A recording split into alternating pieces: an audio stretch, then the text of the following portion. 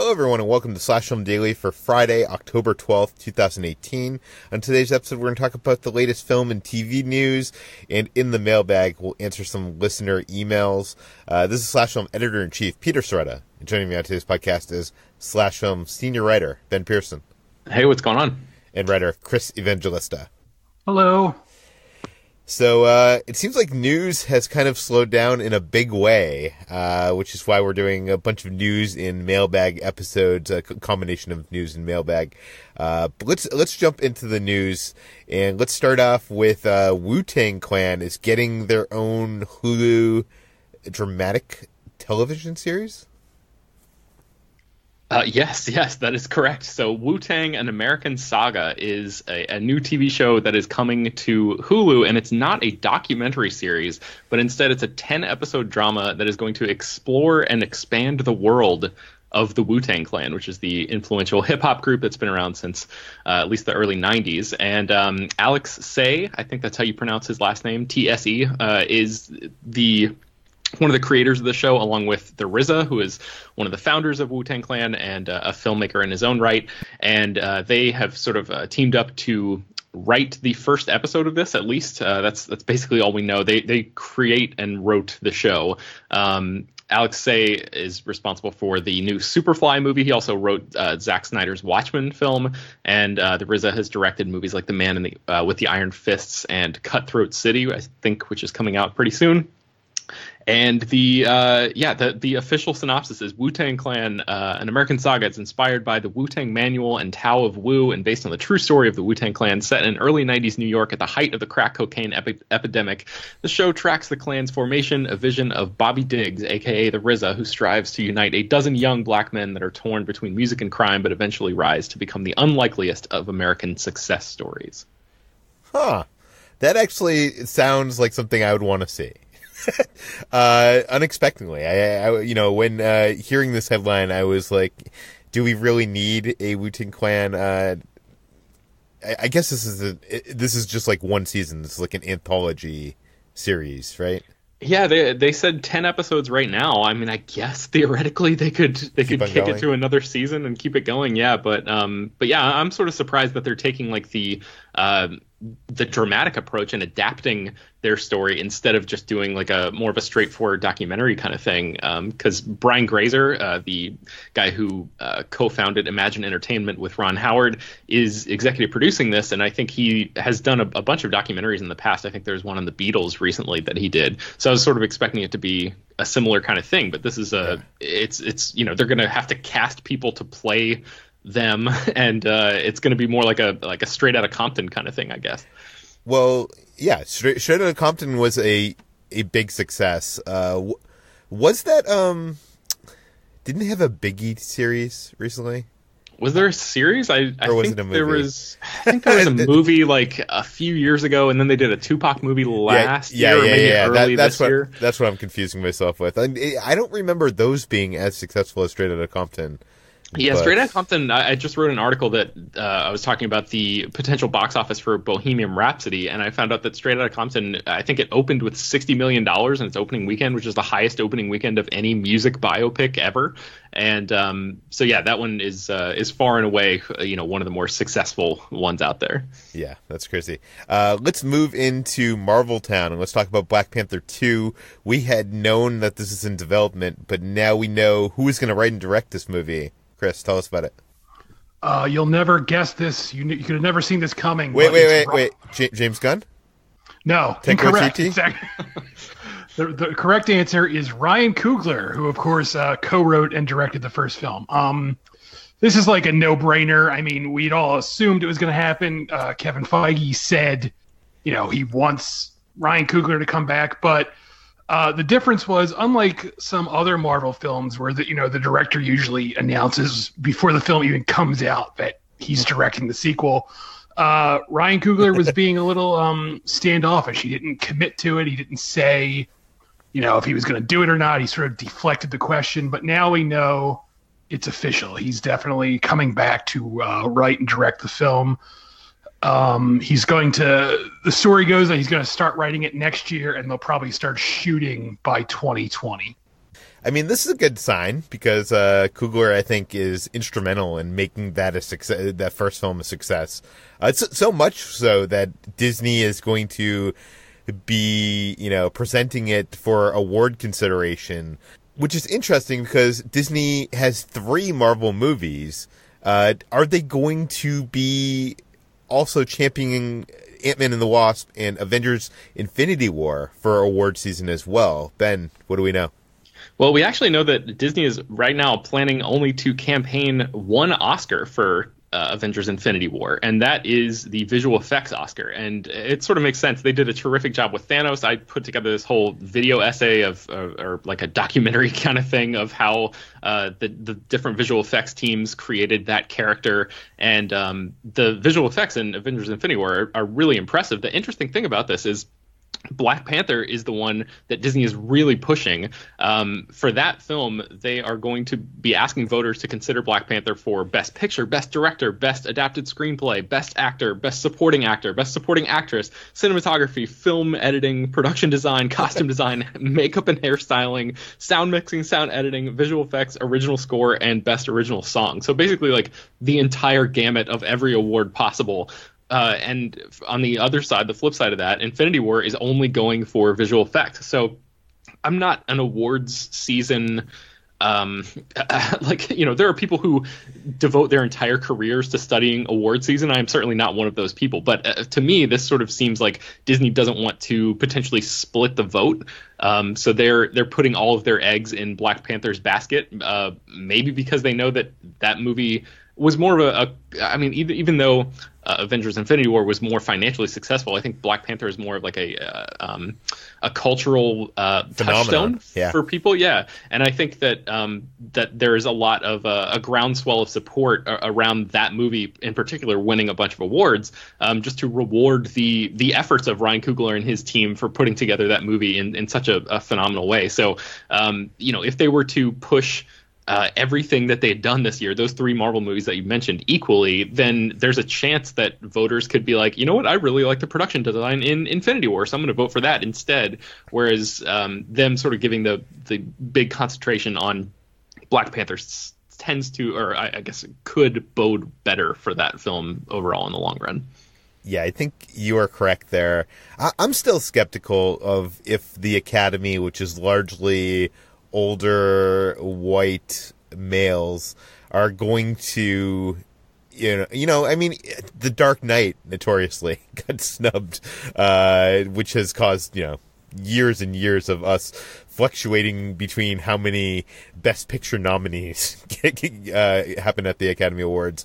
So I'm just wondering, do you think there's actually a chance that Black Panther will take any of these? I certainly think so. I think especially like the costumes and hair and makeup and stuff. Like, personally, I think the movie is good enough to win or at least be nominated for, a screenplay and maybe even Best Picture and Best Director. But because a lot of times, especially in the wake of Dark Knight, I feel like the geek community in particular has been like, anytime a superhero movie has come close to being good, there's been a small contingent that has been like really hoping that it would get, a movie would get nominated for Best Picture or something. I feel like Black Panther is one of the rare entries recently that actually deserves those accolades. So I don't know, Chris, what do you think? I am almost positive it's going to get nominated for Best Picture. I don't think it'll win, but I'm going to say I'm 99.9% sure this is going to get a Best Picture nomination. It won't win, but it will get nominated. We'll see. I think a nomination for Best Picture would be a huge win for comic book movies and for Marvel and Disney. But let's move on. Speaking of Disney, they released the first teaser trailer for the live-action adaptation of Aladdin last night. This is directed by Guy Ritchie, and this is a adaptation of the animated classic that we all grew up on. And I thought we'd do a quick reaction. You can watch this trailer on slashfilm.com, or just search for Aladdin teaser trailer. Although that might bring up the animated movie. Just go to slashfilm.com. I'll start things off. I am surprised at how little they show in this teaser trailer, guys. I was expecting to see the genie. We don't see a genie. We see the lamp. We see Aladdin. We might even see some other characters in the background.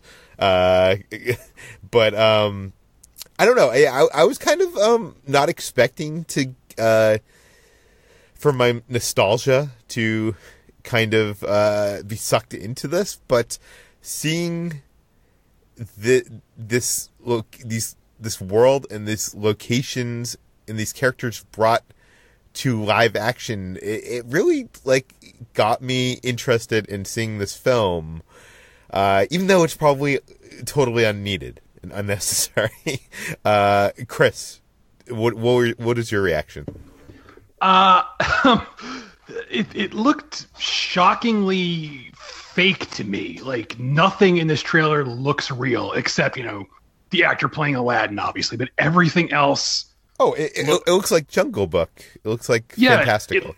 It looks very CGI-y, and that just, that begs the question, why make this quote-unquote live action if everything is going to look fake? It made a sort of sense for the Jungle Book because, it was a human character interacting with 99% animals and, all that stuff. So that made a sort of sense. And, the same thing goes with the upcoming Lion King movie, which obviously we haven't seen anything of yet, but I understand why they're doing that.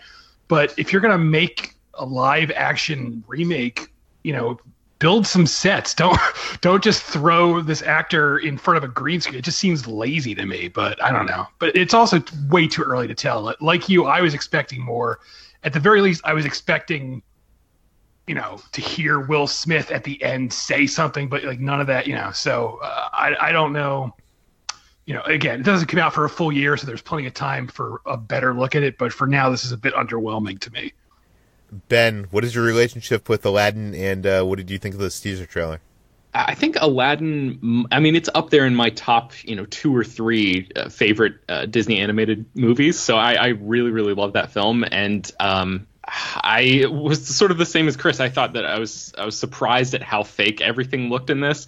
I don't think that should happen at all, but I basically came to grips with the fact that Disney is going to be doing this years ago, so I'm trying to get over that. And I feel like the genie is going to have so much CG, or it's going to be such a drastic look for that character that they weren't ready to unveil that at this point. I feel like if they that's got to be something that they have to be so careful doing, because Will Smith as the genie is going to be a big selling point for Disney, but it's also going to be one of the things that the diehard fans of the original movie are the most concerned about, because Robin Williams' portrayal of that character was so iconic. So they have to be super careful and very, I guess, tactful with how they make that reveal, because if they do it too early and the CG isn't exactly the way it's going to look in the movie and people jump all over it, that could be bad buzz that they don't want. So I have a feeling that it's going to be a long time before we actually get a real good look at that character. We were debating in our Slack channel yesterday about whether or not they were even going to ever show a still image of Will Smith as the genie, just because it might be easier for fans to accept that character, seeing him actually move around in action instead of just speculating about what the movement could look like and all that stuff. So it's a weird mix that Disney has to strike here. I guess for this teaser in particular, there's really nothing to even go on in terms of, it's basically just a mood piece. And they've done this before with Beauty and the Beast and other movies too. So I'm interested to see what their first trailer looks like, because I'm guessing that the genie is not even going to factor into that one too much. I don't know. I feel like I love, even though it's CG, I love the fantastical, epic visual vibe that they're going for. And as a person who wasn't a fan of the CG in Beauty and the Beast, I don't know, I got to disagree with you guys. But you can check out this trailer for yourself on slashfilm.com. Let's move on to Daredevil season 3. This is coming out on Netflix. Chris, you jumped in and did a review for the site. We don't want to do any spoilers or anything, but actually, first of all, what is your relationship with this franchise? I liked Daredevil for the most part. I liked the first season. I thought the second season was great with when they added the Punisher into the mix and Elektra. So that season was very good. So, of all the Netflix shows, I think all the Netflix Marvel shows, I think Daredevil and Jessica Jones are the two I really like, even though I thought the second season of Jessica Jones was a little bit of a disappointment. Yeah, I'm in agreement that Daredevil is the best of that whole group. So what did you think of season 3? How did it compare with the first 2 seasons? It's definitely not as good as season 2, and it's not really even as good as season 1. It feels like a bit of a weird step backwards. It almost feels like they're sort of rebooting the show in a sense. I mean, this isn't really a spoiler because it's all over the advertising, but like Matt Murdock, he goes back to that black suit he wore almost for the entire first season. He, at the end of the spinoff series, The Defenders, everyone thought Daredevil was dead, but he was really just injured. So a big chunk of this season is about him like becoming Daredevil again, and it's really weird. It feels like they're almost just starting from scratch for some reason. Like they're going back and they're bringing the Kingpin back. All the stuff that happened in the first season is sort of happening again, and I'm not really sure what the decision was behind that. Like it seems like they had a meeting at some point and were like, we need to start fresh for some reason, and so here we are. Which is weird because most people I know like the second season more than the first. Maybe because of the addition of Punisher. I don't know. It was just an overall better story, I think. But I know a lot of fans did not like that red suit that he was wearing in the second season, and now he's gone back to simpler times. But I don't know. I never had a problem with the blacks. I feel the red suit. I feel like there's literally no way to make that look good in live action. Like it's like impossible, and I feel like they did the best they could with it. I mean, it certainly looked better than what Ben Affleck wore. Yeah. Well, you can read Chris's whole review on slashfilm.com. We'll link it in the show notes. Let's move on to the mailbag. Let's jump into a couple emails that we have received. Yesterday on the podcast, I wondered out loud if there had been an actor who had been in both DCEU and the MCU simultaneously.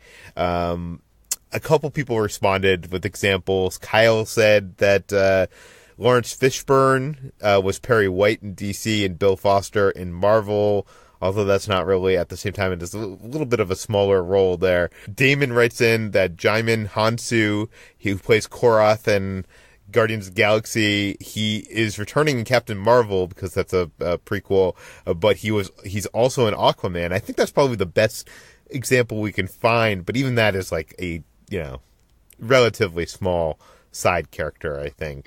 Isn't he in Shazam too? I think he's actually playing the Wizard in Shazam, or maybe I'm completely wrong, but I could have swore I read that, so maybe. I think you're right about that, or at least he was at one point. I don't remember if he actually made it into the Shazam trailer. I just Googled it and it says, yeah, he is playing the Wizard, so that's like that's a three-fer. He's doing multiple films. That is so weird. So maybe there isn't something in the contracts, at least not for like the supporting players. But I'm wondering if you are like, a name star, if you're Captain Marvel, if you're playing Captain America, if you have a captain in your name, if you have a stipulation in your contract that you can't play a superhero elsewhere, or at least in a Warner Brothers DC film. But I doubt that we'll ever get a look at those contracts and know if that's the case or not. But I'm curious. But let's move on to another letter. David C. from California writes in asking if there is a movie song or soundtrack that we like that comes from a movie that we don't like. I will start this off. The 1998 Godzilla soundtrack is amazing. It's mostly filled. It's like almost any of the 1990s soundtrack. It's filled with songs from like alternative bands doing cover songs of other things. Like there's this great Green Day song on there. There's a Puff Daddy song covering oh my god, what Led Zeppelin. Led Zeppelin, which I don't know. I just love that whole soundtrack, but the movie is kind of crap. Chris, how about you? Mine is a score, so it's not songs, but I love Hans Zimmer's Man of Steel score. I think that's actually like one of the best movie scores of all time. And I think Man of Steel itself is a bad movie, but I love that score. I listen to it all the time. It's just fantastic. Yeah, it's filled with emotion. Ben, how about you? The Space Jam soundtrack immediately comes to mind. I really enjoy a lot of the songs on that, especially I Believe I Can Fly. I mean, that was one. I mean, Space Jam came out like right in the perfect time for when I was a kid, and I enjoyed that movie at the time. And looking back on it recently, the movie is pretty bad, but I still have a lot of fondness for some of the songs on that soundtrack. So I think that one kind of qualifies. I have a couple other entries listed here. There's a song from the movie Eurotrip called Scotty Doesn't Know, and some of you probably know what I'm talking about. Yeah. I think Mike Ryan over at Uprocks actually just did a complete oral history of that song. So if you know what I'm talking about and you're interested, maybe check that out, because it was pretty entertaining to read. But wait a second. So you're saying Eurotrip's a bad movie? I'm saying that Eurotrip is a completely forgettable movie, and Scotty Doesn't Know is the most memorable thing about it, and I enjoyed that song and still enjoy that song, but I couldn't tell you a single other thing that happens in Eurotrip. And it's kind of the same thing with That Thing You Do, which I know a lot of people love that movie, but I feel like that's a film that I still like the song. It's like a perfect movie song that has really like crossed over and actually played on like pop radio stations for years, and I guess probably still does now. But I feel like that's a movie that has like, I don't know, 2 or 3 really good scenes, and it's not necessarily a great movie overall, but the highs in that movie are really high, including that song. No, I agree with you on that one. That song's like one of those songs that, like, once you hear it, it's like stuck in your head for the rest of the day. Yeah. Our next email comes from Tyler K. I had said a couple weeks ago that I wish that there was a zombie movie where all the babies in the world just all of a sudden become zombies.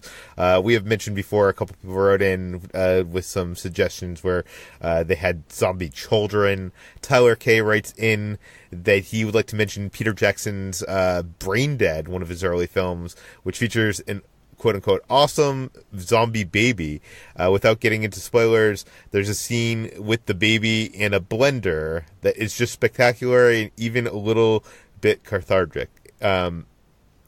Not to say I'm sadistic or twisted, it makes sense if you watch the movie. I haven't seen this movie in many years. Chris, I'm assuming you have seen this film. I have, but I don't think I've seen it since like high school, maybe even earlier. I remember renting it from a video store, so that's how long ago it was when I saw this. Yeah. I'm not sure if I asked you this, Chris, but I think you were on the original podcast that I brought this up, but zombie kids, are you pro or against?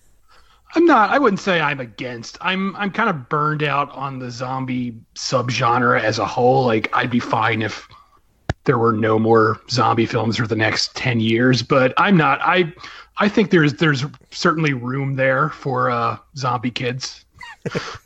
Some people just don't want to see a movie where like kids are like, the villains in a horror movie.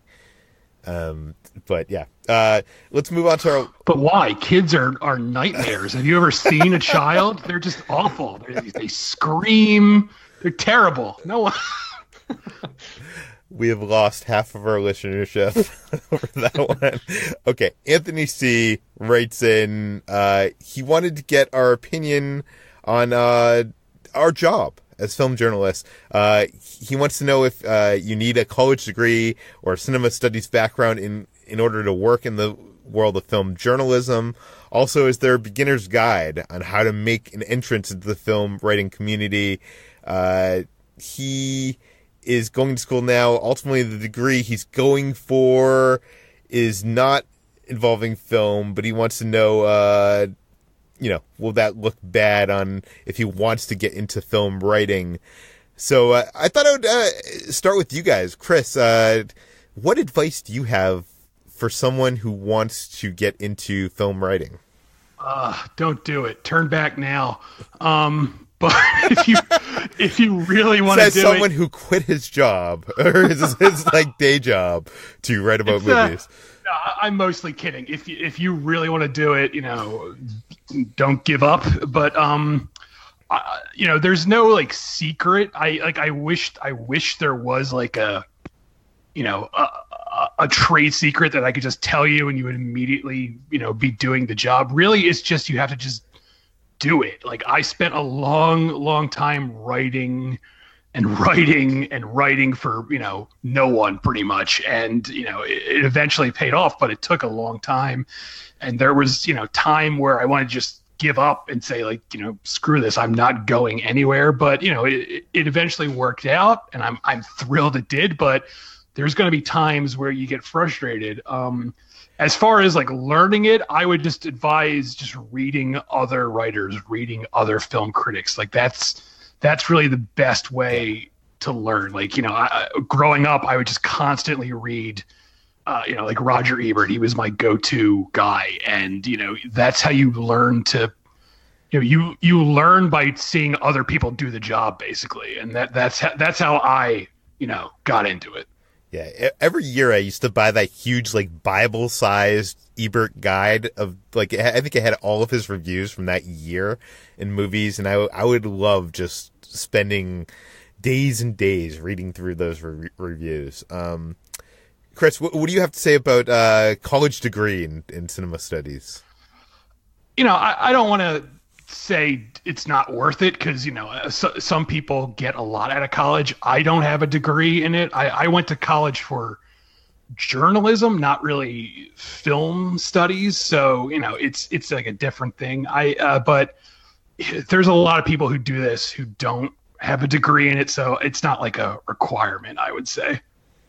Ben, tell our listeners your background. I also have a journalism degree. I went to school really to get into more of the production side, and then fell in love with writing sort of along the way. And I, very much like Chris, just wrote and wrote and wrote. I started my own blog that like maybe one of my friends read, and that was it. And I kept that going for a long time, and then would just send samples from that to other sites when I was trying to apply for jobs. Whenever there were openings I saw on the movie blogs that I loved. So, I mean, it's a grind for sure, and it's not a career where you're going to make a lot of money. So, like Chris said, I mean, Chris was joking earlier when he said turn back now and don't do it. But I think there's really some wisdom there. It's like only if you are the type of person who you're compelled, you have a compulsion to write about movies and like an addiction and a hardcore passion for it. Only those people, I think, are going to be the ones who are able to sort of sustain the long road toward getting getting a full-time employment or anything approaching that, because there's a lot of freelancers out there. It's a tough business to get into. I mean, the economics of this profession are not exactly in an ideal position right now. So, there's a lot of factors to consider. And if anybody is just sort of like, yeah, I wonder if I could do something like this. If you're if there's any part of you that is thinking about pulling the ripcord and doing something else, listen to that part of you is what I would say. But for those who are, only do this if you can't not do this. Right. Yeah, exactly. That's a much more succinct way of putting it. But I think for anybody who has that itch and just refuses to give up, I would just say, I would echo Chris's sentiment of just, even if, like, people don't really blog anymore on Blogspot or whatever, WordPress, and but they're now probably on like Medium or something like that. Right. Yeah, I would say find something like that, even if it's your own site, even if nobody reads it, and just do it over and over and over again, because it's really like the idea of reading everything that you can and writing as much as possible is the only way that you're going to get better. So once you get to that point, maybe you can start sending your stuff around and just maybe sort of like parlay it into something. That's basically, there is no career trajectory path to get into this industry. So it's sort of everyone takes this weird circuitous route to end up where they are. And I want to add, I want to stress this job really is work. Like a lot of times I tell people, I write about movies for a living, and they think it's like, oh, that must be fun. And, it's you get fun. to go to the movies for free, and you get sent, DVDs and Blu-rays and whatever. And it's like, they don't realize that when you go to see the movies, first of all, you're spending like what? Some time to get there early, whatever. You're spending 4 hours of your life. Then you have to write the review, which, in my terms takes a few hours. You guys are a lot faster at it because you're better at it. But a lot of people, they only think of it in terms of the perks, and it's a lot of work. Like even when I'm not working, at the news desk on Flash Film, I'm pretty much always working. Like, I have like 2 hours where I, say hello to my wife, and then I come back to my computer and I'm just pounding away on, features and stuff like that. And, I don't want to make it sound like I'm complaining, because I spent a long time working a shitty office job, and I never want to go back to that. Like, this is the work I want to do, but it is work. Like, don't expect it to be like, something. It's not like something you blow off. You actually have to work at it. And you also have to write about stuff. If you want to make a living off it, you have to write about stuff that you might not be enthusiastic about writing about. But I would say from my standpoint, first of all, I have a high school diploma. I took some college classes, but I don't have a college degree. I started Slash Film, so that, I guess proves to you don't need to go to college. Not that I'm recommending not going to college, but I will say this as someone who runs a film site and who, we hire freelancers on a regular basis. We, have a lot of full-time employees. Never once when someone applied and sent in their resume that I look at, what school did they go to? What did they learn at the school? My primary thing was seeing, do they have any experience? Have they written for any previous sites? Do they have samples? Have they sent samples? Are the samples good? Are the samples of not just reviews, but of stuff that would interest people, would it would be, you'd be surprised that I know a lot of people like to, make fun of top 10 lists, do great traffic on sites. We don't run a lot of top 10 lists, but, you'd be surprised at how many people apply to Slash Film that don't send in a top 10 list as their coverage, because I think as an editor of a film site that looks for those kind of things, and reviews don't necessarily get the most hits, especially for films that are not the big tentpole films. Look for more creative ways to present your film writing, and always give coverage. Literally, I don't even remember looking at Chris's or Ben's resume. It was a conversation. It was, Ben, I had read a lot of his work on Geek Tyrant. Chris, I had read a lot of your work around the web. I do think that a lot of people say they want to get into this, and then they just start applying everywhere. And I've had a lot of people that don't even have coverage of anything. They're just yeah, I'm a good writer and I want to write about film. I think the best way to get into this is, I think what you said, Ben, is to, do it. Open up a blog, open up a Medium account or whatever and start writing, but also don't just write, typical stuff. Write stuff that's interesting, thought-provoking, stuff that's clicky, show these sites that you want to work for what you're capable of. Everybody that sees a movie has an opinion about it.